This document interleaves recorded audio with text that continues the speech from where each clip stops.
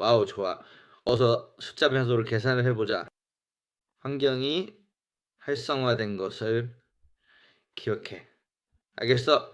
첫 번째 영상에서 설명한 대로야. 아직 활성화하지 않았다면 첫 번째 영상으로 가서 활성화해. 알겠어? 그리고 위에 탭을 클릭하면 명령이 복구돼. 알겠어? 이 경우 세 번째 노트북을 만들고 여기에 계산 숫자 막대를 넣을 거야. 알겠어? 엔터를 누르면 노트북이 만들어질 거야. 알겠어? 항상 그렇듯이 커널을 하면 기본적으로 이 경우 노트북으로 작업하는 거고 항상 설치해야 돼. 설치하지 않으면 작업을 시작할 수 없거든. 완벽한 코드를 실행하지 마. 숫자 변수로 계산하는 게 아니니까 조금만 충전해도. 알겠어, 알겠어, 알겠어, 알겠어, 알겠어. 정의하지 않을 거야. 계산은 숫자를 포함하는 변수로 하는 계산이거든. 그냥 바로 연습 문제로 넘어가. 알겠어? 영상을 멈추고 연습 문제를 풀고 나서 나랑 같이 풀어. 그렇지 않으면 아무것도 배우지 못할 거야. 알겠어? 시작해. 마치 주석처럼 써. Alt 키를 누르고 이 아르마딜로는 Alt 3을 누르면 계산이 돼. 75와 46의 합. 방법을 모르더라도 한번 시도해 봅시다. 파이썬 변수는 이미 계산기 역할을 합니다. 이것과 코드를 넣으면 합계를 이해할 수 있을 겁니다. 보시다시피 합계가 계산되었고 이제 모든 것이 괜찮습니다. 두 변수가 있고 x와 y의 합은 얼마입니까? 우선 변수를 정해야 합니다. 완벽합니다. x와 y를 더하고 코드를 실행하면 실제로 값이 바로 더해집니다. 좋아, 한번 보자. 계속 보자. 이 문제로 넘어가야 돼.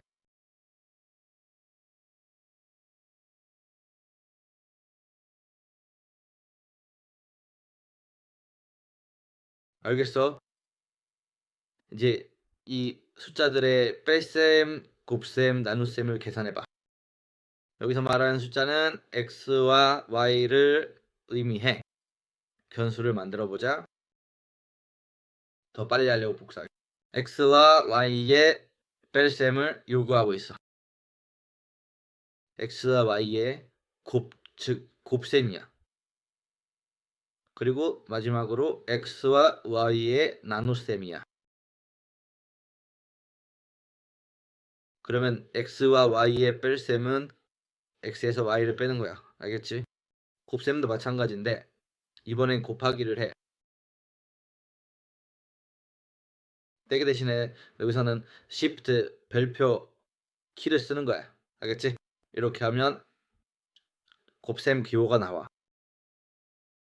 그리고 나눗셈은 그냥 한 줄 슬래시를 쓰면 돼. 한 줄 오른쪽으로 가는 슬래시. 알겠지? 그리고 이제 방금 정의한 이 모든 변수들을 출력해 볼 거야. 알겠지?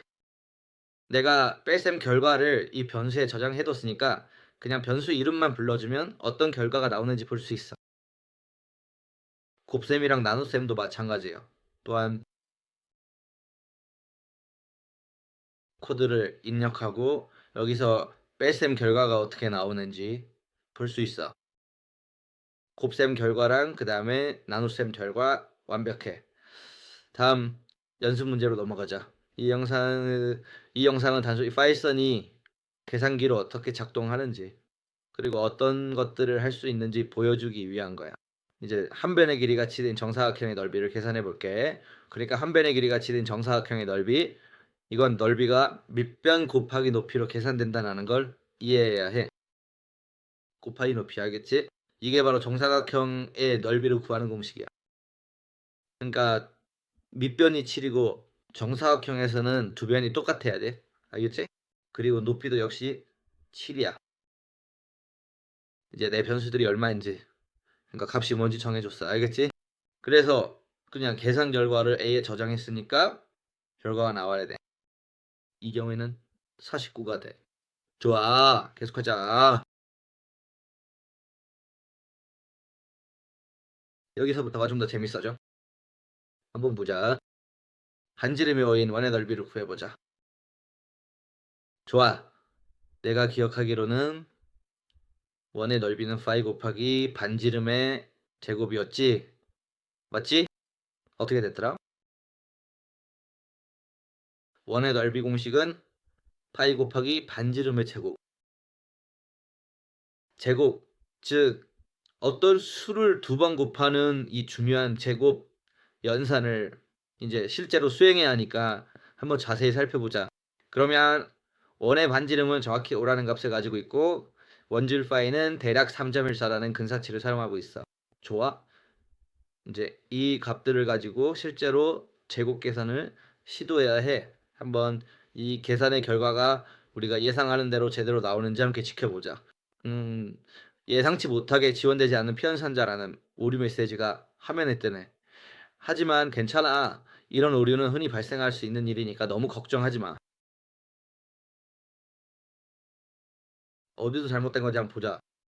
지원되지 않는 피연산자 타입 4.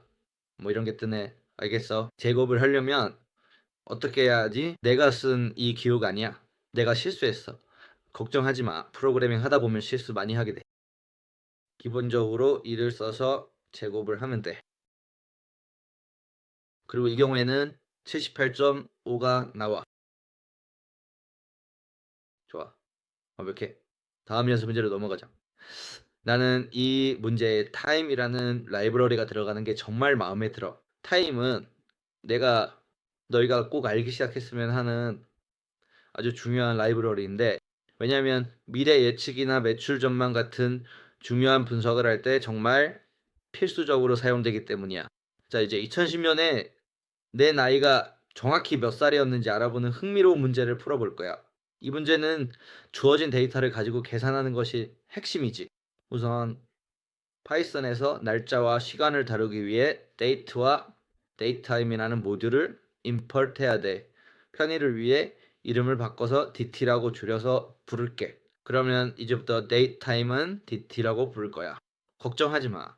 이 부분은 영상 뒷부분에서 더 자세히 그리고 심도 있게 다룰 거니까 일단은 지금은 그냥 믿고 따라와 주면 돼. 자, 그럼 먼저 생년월일을 변수로 만들 거야.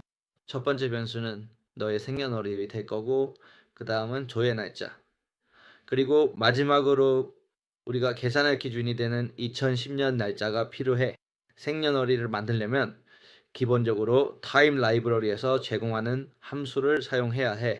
먼저 연도 예를 들어 1990년 그리고 월은 4월 숫자 4로 쓰면 돼. 그 다음은 10일로 하자. 조회 날짜는 2010년 1월 1일로 설정할게. 더 이상 필요한 정보는 없어. 이제 해야 할 일은 조회 날짜에서 생년월일을 빼는 거야. 즉 조회 날짜 빼기 생년월일. 자, 우리가 뭘 가지고 있었지? 타임, 데이트, 타임. 맞지? 왜 어디서 실수했지? 한번 자세히 보자. 그래, 왜냐하면 뭔가를 정확히 지정해줘야 하거든. 아마 연도를 명확하게 지정해야 될 것 같아. 확인해보자. 레이 타임을 말한 거야. 맞아. 데이 타임이야. 내가 말하려던 게 바로 그거야. 좋아. 좋아. 그럼 봐봐. 지금 당장 무슨 일이 일어나는지 잘 모르겠어. 내가 타임 함수를 가져와서 내 생일 날짜를 넣었는데 무슨 일이 일어나고 있는지 모르겠어. 코드를 보면 코드 흐름이 바로 여기서 멈췄어. 문제는 바로 여기야. 조금 읽어보면 타이프 에러, 모듈이나 비디오, 인터넷의 마이닝 여기 결과에 있다는 거야. 타임을 2번 써야 되고 그 다음에 날짜를 넣어야 해. 여기서 내가 까먹었어. 여기 t를 넣으면 여기서도 똑같이 해야 해. 아무튼 내가 90년에 태어났고 2010년을 조회하고 싶다면 알겠지? 그리고 여기서 전년도를 쓴 이유는 말하자면 연도에만 접근하고 있기 때문이야. 즉 오직 이 연도만. 알겠지? 여기서도 전년도를 써서 조회 날짜의 연도에만 접근하고 있는 거야. 코드를 실행해 볼게. 데이트 타임이 존재하지 않아. 데이트 타임으로 한번 시도해 보자. 데이타임으로 코드를 완벽하게 실행해보자. 20년 동안 그냥 오류가 나타나면 읽어보고 코드를 테스트해보고 그래도 안 되면 인터넷에서 찾아보는 거야. 프로그래밍이라는 게 기본적으로 이렇게 하는 거거든. 나도 이미 몇 년째 일하고 있지만 실수해. 모두가 그렇듯이. 그리고 이건 항상 일어날 거야. 아무도 이걸 피할 수 없어. 이제 한 변의 길이가 쌓인 정육면체의 부피를 계산해보자. 어떻게 할까? 3제곱을 해야 해. 부피는 4에 3제곱과 같아. 이렇게 해도 돼. 만약 원한다면 한 변의 길이 4를 변수에 저장해서 여기 코드 중간에 한 변의 길이를 넣으면 코드가 더 깔끔해질 거야. 그리고 코드를 실행해 보면 64가 나올 거야. 네. 좋아요. 완벽해요. 그리고 마지막으로 좋아요. 이제 정말 마지막으로 만약 교실에 아주 맛있는 쿠키가 총 8개 놓여 있다면 그리고 학생이 단 2명만 있을 때 각 학생은 과연 몇 개씩의 쿠키를 공평하게 나누어 먹을 수 있을까요? 그리고 만약 사탕이 20개 있는데 우리가 그리고 만약 사탕이 20개 있는데 나눌 수 없고 각 학생이 최소 3개씩 먹어야 한다면요.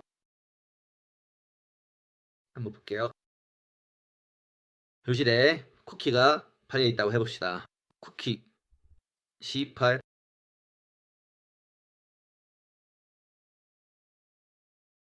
학생이 2명일 때 각자 몇 개씩 먹을 수 있을까요? 학생이 12명입니다. 그리고 만약 사탄이 20개 있다면 사탄 10골 20. 완벽해요. 우리가 나눌 수 있는 건 뭘까요? 그리고 각 3개씩 최소 3개가 필요해요. 좋아요. 첫 번째부터 해볼게요. 각자 최소 3개씩 필요해요. 완벽해요. 그러면 이렇게 되겠네요. 좋아요. 나눗셈을 해볼게요. 쿠키를 나눠요. 나눠요. 학생 수로 학생 수 코드를 가져와요. 우리는 0.666개 쿠키를 먹을 수 있어요. 좋아요. 그럼 사탕이 20개라면 쿠키 대신 사탕을 넣으면 되겠죠? 좋아요. 완벽해요. 이 숫자가 나오고 만약에 내가 가지고 있다면을 묻고 있어요. 20개의 사탕은 나눌 수 없어요. 알겠죠? 그러면 반올림을 해야겠죠. 알겠죠? 한번 볼게요. 그럼 이 모든 걸 가지고 한 가지를 시험해 봅시다. 정수로 넣어볼게요. 완벽해요. 정수로 바꾸면 소수점이 없으니까 바로 반올림이 되는 걸 볼 수 있죠. 그리고 나눌 수 없으니까 각 학생은 최소한 3개씩 먹게 돼요. 그러니까 우리가 사탕을 1개씩 먹고 싶고 우리가 학생들이고 20개 다 있다면 그냥 완벽하죠. 내 집에서 최소한 3개씩 먹는다는 게 무슨 뜻인지는 잘 모르겠지만 나눗셈을 할 때 최소 3개씩 먹는다는 거예요. 그러니까 이제 나눗셈을 하면 나머지를 정확하게 계산할 수 있죠. 그래서 이건 단순히 나눗셈의 나머지를 효율적으로 관리하기 위한 거예요. 아니면 내가 지금 말하는 나눗셈의 재수를 의미하는 거죠. 알겠죠? 그리고 8이 나오죠. 이건 단순히 나눗셈의 각 부분의 모듈, 즉 나머지를 구하기 위한 거예요. 자, 여기까지가 이번 영상이고 이 마지막 부분은 다시 복습해야 돼요. 다음 영상에서 다시 복습할지 볼게요. 알겠죠? 안녕.